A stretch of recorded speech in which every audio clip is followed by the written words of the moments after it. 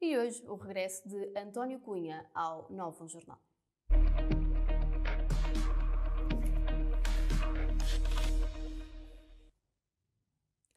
No comentário desta segunda-feira faremos uma abordagem a alguns temas da atualidade, designadamente à cibersegurança e o recente ataque à Vodafone, a subida dos juros, a dívida pública e as famílias em risco. Muito boa noite, Dr. António, seja bem-vindo mais uma vez ao Novo Jornal. Muito boa noite, muito obrigado. Dr. António Cunha, antes de começarmos por estes temas, não sei se quer fazer um breve comentário às eleições legislativas, um tema que tem vindo a ser abordado, não é?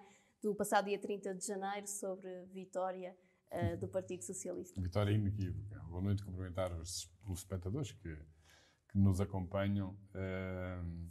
Sim, depois deste interregno de quase um mês e meio, por causa das eleições, é o meu regresso aqui ao novo canal, com muito gosto e muito bem acompanhado. Muito obrigada. E, portanto, relativamente ao resultado das eleições, claramente houve uma vitória inequívoca do Partido Socialista, que consegue fazer à esquerda aquilo que o PSD não conseguiu fazer à direita, que foi polarizar os votos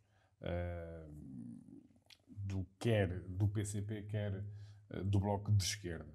Portanto, de facto é o grande vencedor. Ninguém esperava uma vitória, quer dizer, esperava-se uma vitória, mas não uma vitória por maioria absoluta. Tão grande, não é?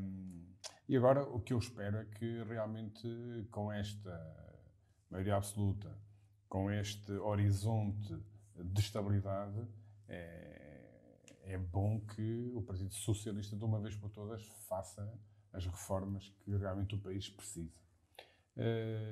Dizer também que, como já referiu, o PCP, o Partido Comunista Português, e o Bloco de Esquerda são os grandes derrotados da noite, tal como o PSD também. E, portanto, eles levaram claramente um cartão vermelho dos eleitores por causa de terem chumbado a proposta do orçamento que foi apresentada na Assembleia da República, que nem chegou a ir sequer à discussão na especialidade. Depois, infelizmente, o CDS desaparece do Parlamento. Prevejo grandes dificuldades para a nova liderança, não só para fazer com que haja um regresso do CDS à Assembleia daqui a 4 anos, se não for antes, e também por causa da situação financeira do próprio partido, que, para além de ter uma dívida bastante assinalável, está fragilizado até porque fica sem a subvenção estatal do Estado. Vá lá. O LIVRE consegue, efetivamente, um deputado, o Rui Tavares, portanto, consegue ser eleito. É uma espécie de segunda oportunidade depois daquele erro de casting que foi Joacim de Catar Moreira. O PAN, do meu ponto de vista, sofreu também uma pesada derrota por causa da sua indefinição ideológica e de algum radicalismo. Do meu ponto de vista, é um partido que tem o seu nicho de eleitores, que também são necessários, obviamente. Claro. Mas, de facto, aquela indefinição, nem a direita, nem a de esquerda, nem a de centro, normalmente isso paga-se nas urnas e, como se viu, pode ter prejudicado. Pagou-se bem. E agora é um partido que está em convulsão interna, ao contrário, por exemplo, do PSD, que está na fase de... Vamos ter um Conselho Nacional no próximo sábado e decidir-se ao futuro do partido no que diz respeito à convocação de eleições antecipadas. E, portanto, e agora dizer também que o PSD, de facto, sofreu, do meu ponto de vista, a derrota da noite, porque havia a expectativa, ainda que tenue, havia a expectativa de que poderia ganhar. Mas, de facto, não só ganhou, há uma maioria absoluta do Partido Socialista e o PSD tem pior o resultado percentual e número de deputados relativamente às últimas eleições legislativas de 2019. Portanto, aqueles 3 últimos dias da campanha foram terríveis. Os grandes vencedores, a Iniciativa Liberal, que consegue ir buscar algum eleitorado do CDS e também algum do PSD, tem tido uma progressão sustentada ao nível daquilo que, na passagem das suas ideias mais liberais, como é óbvio. Agora estou curioso para ver como é que vão fazer a oposição ao governo socialista. O Chega, portanto, sem dúvida, um dos vitoriosos da noite.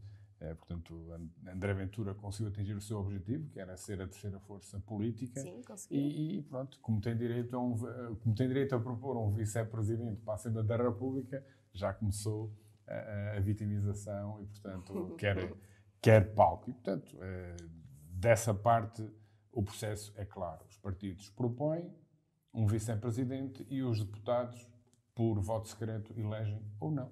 Portanto, para mim, a polémica que está instalada é uma polémica que, claro, que convém ao Chega. Muito bem, e agora sim passamos para os temas de hoje. Os ataques informáticos, que na semana passada tivemos o ataque de hackers à Vodafone, não que seja a primeira empresa a sofrer deste alvo, não é? Já tivemos o Grupo Empresa, tivemos também Germano de Sousa, penso eu. Esta que parece uma nova realidade, doutor, e que é perigosa e assustadora. É, muito perigosa e assustadora, diz muito bem. E atualmente é uma das maiores ameaças, não só às empresas, mas também, nós há bocadinho em off dizíamos isso, que até no próprio Estado isto pode ter proporções muito complicadas. Sim, porque até ao momento foi empresas privadas, não é? Nunca se sabe quando é que podem chegar...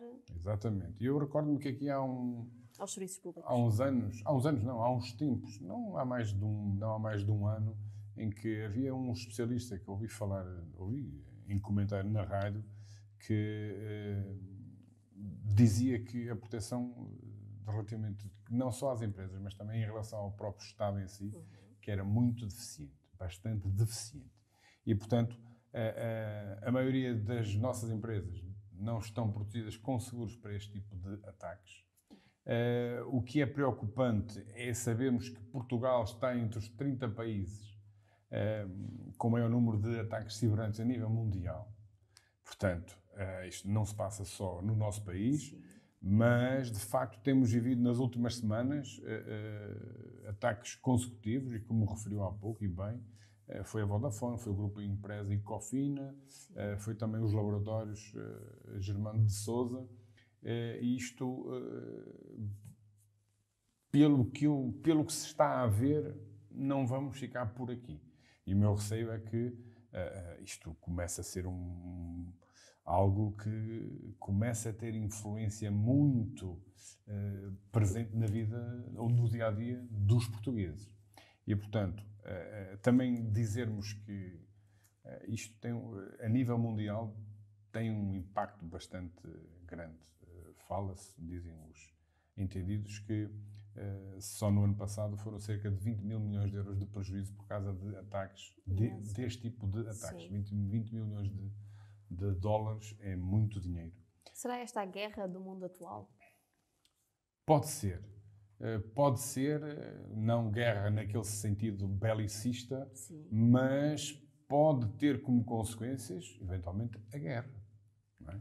Portanto, é muito estranho que, por exemplo, haja notícias do Expresso neste último fim de semana que estão a seguir, consta-se, fala-se que poderá ser um hacker russo ou uma equipa de hackers russos que estão à frente disto.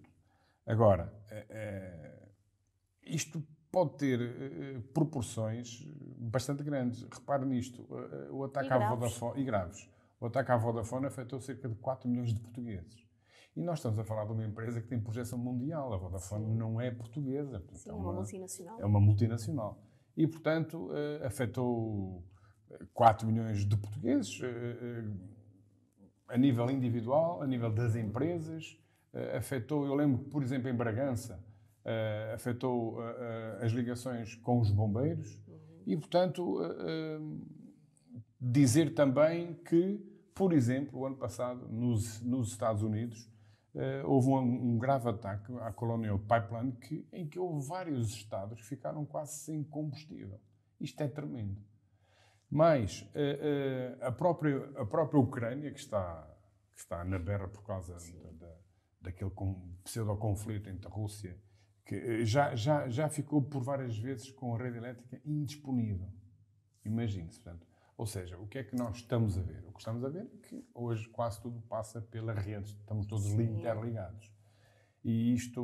No mundo digital, não é? Exatamente. Portanto, nós temos é que, primeiro, permitir isso. O Estado tem aqui uma palavra de responsabilidade, de controlo, da criação de regras para que garanta e regule que quem gera estas infraestruturas e estes serviços essenciais, quando eu falo em serviços essenciais, estamos a falar do sistema financeiro, estamos a falar do sistema de saúde, estamos a falar do sistema da nossa segurança social, o sistema bancário, entre outros.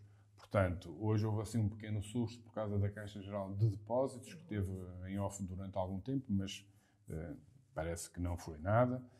Agora, é preciso também que o Estado promova que as próprias empresas e aquilo que lhe compete em termos daquilo que são as grandes áreas da governação, que essas organizações, essas empresas tenham o melhor acesso possível à defesa. E investam também em mais segurança informática?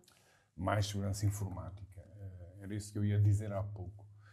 Um especialista que dizia há uns tempos que quem quisesse entrar no âmbito daquilo que é os ministérios, algumas empresas públicas, que era muito fácil entrar.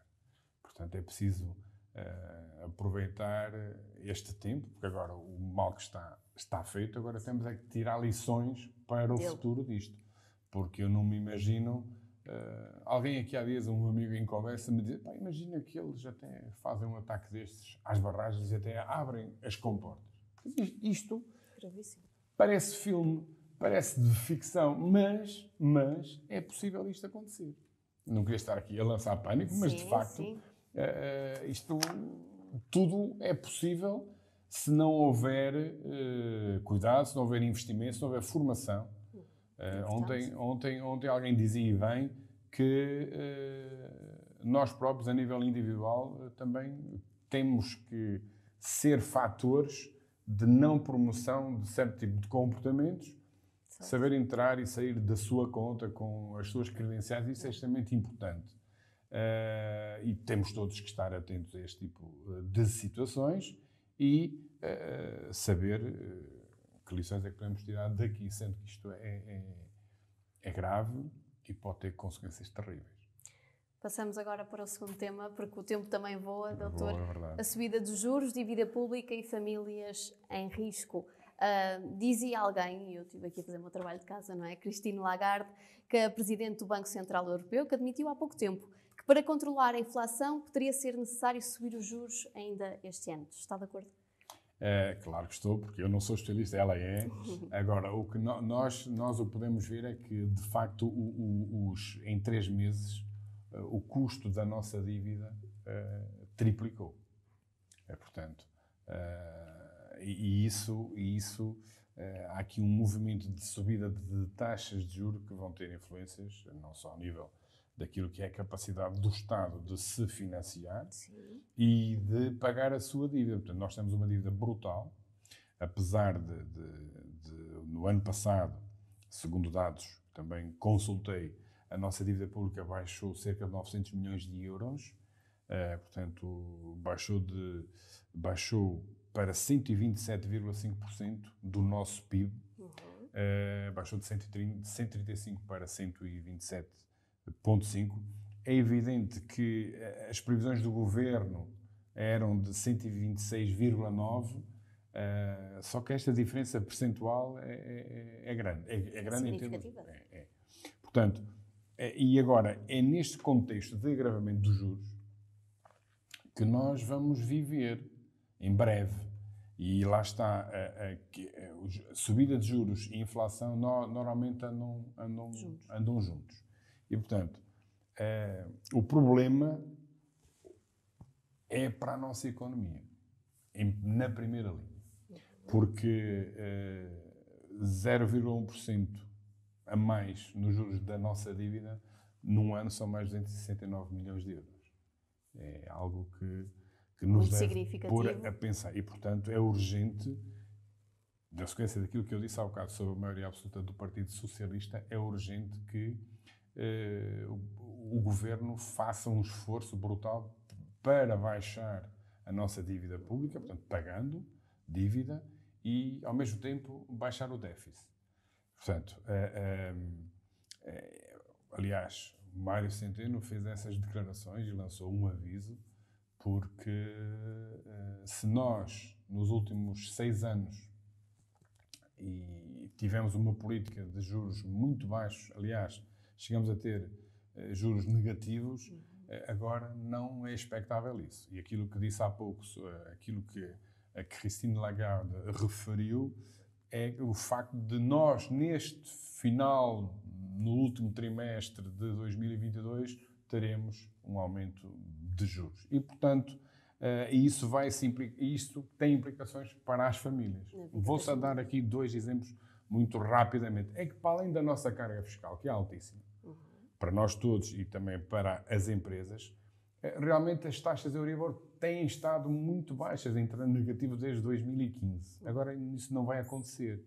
Portanto, quem tem um empréstimo de 100 mil euros neste momento, se houver uma subida de 0,5%, essa família vai pagar mais 500 euros de juros por ano. Portanto, só o mês são mais 42 euros. Um outro exemplo que eu li na DECO, um cliente com crédito de 150 mil euros a 30 anos, portanto, indexado ao Euribor a 6 meses, que é a maioria dos empréstimos à habitação, se tiver um spread de 1%, ele pagava em janeiro 445 euros por mês, e se o Euribor subir 1%, virá a pagar 514 euros. Portanto, 514 euros e 45 centavos, mais 68 euros e 62 centavos por mês. Isto, numa família... Tem um peso significativo. Tem um peso significativo. E depois, claro, há aqui um outro problema ainda, que é a chamada inflação. Como disse bem há pouco, a forma de se contrariar a inflação é subindo os juros. Portanto, há aqui uma solução de compromisso. O Banco Central Europeu vai deixar de comprar a dívida como estava a comprar até agora, porque o limite de não sei quantos bilhões de euros que tinha para se comprar, até para fazer face também à pandemia, isto não tem nada a ver com PRR, está a chegar ao limite e, portanto, a inflação tem subido. E porquê? Primeiro porque há escassez de matérias-primas. Depois há uma quebra das cadeias de distribuição, quer das próprias matérias-primas, quer dos próprios bens de consumo. E também, agora, o preço da energia, que tem subido bastante. Portanto, a inflação sobe. Nós acabamos, a inflação em Portugal, no mês de dezembro, acabamos com 2,8%. E repara, o Governo, na proposta de orçamento que apresentou em outubro de 2021, tinha uma proposta de aumento salarial de 0,9%. Portanto, esse aumento vai ser um aumento nominal no salário, mas no salário real, ou seja, aquilo que eu consigo comprar com esse dinheiro não vai chegar. Porquê? Porque eu vou ter uma quebra de 1,9% por causa da inflação. Certo. Portanto, ou temos que poupar mais um bocadinho. Fazer mais um esforço. Exatamente. Não é? E, portanto, a inflação e os juros vão-nos trazer aí algumas dificuldades. E, portanto, espero que o Governo saiba estar à altura daquilo que aí vem. Porque as famílias não vai ser fácil aguentar. Não vai. E nós estamos a ver quanto é que custa encher um depósito de gasolina ou de diesel. Estamos a ver os preços da energia a disparar. Estamos a ver os bens de consumo a aumentarem. Estamos a ver bens que a gente precisa e que não usa. Certo. Estou a falar, nomeadamente, até nos equipamentos informáticos, etc., que não existem, e outras coisas. Quem quer comprar um carro hoje tem que esperar. E por isso é que o mercado dos carros em segunda mão tem subido bastante. Disparado os preços, como é óbvio. Portanto, é isto que eu tinha para dizer sobre este assunto. Ficamos por aqui, doutor, até porque o tempo já vai largo. Obrigada, doutor António Cunha. Até para a semana. Foi um gosto. Muito obrigado.